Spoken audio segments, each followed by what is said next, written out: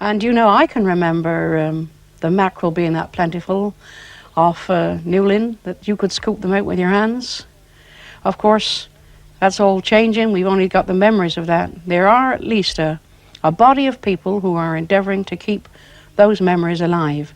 And they're the Cornish Friends of the Maritime Trust at their base in Thomas's Yard in Falmouth. They're restoring some old Cornish fishing vessels, including Barnabus, a Cornish lugger. Now, I don't know much about it, but somebody who does is the secretary, John Trelease. Well, you're standing on Barnabus. She's Yes. our pride and joy. She's a St. Ives mackerel lugger, Yes. and she's 100 years old this year. Fine-looking old lady. I hope I last that long. Well, I Yes. don't know, dear. She's a very old boat, but she's beautiful. Yes. Now, tell me, there's a difference between the St. Ives lugger and the other coast, the Yes, Newlyn area. Mounts Bay luggers were, because they were based in Newlyn, and Newlyn is a far more sheltered harbour than St. Ives is naturally. The St. Ives boats are rounder in the bilge. They used to have to sit on the beach.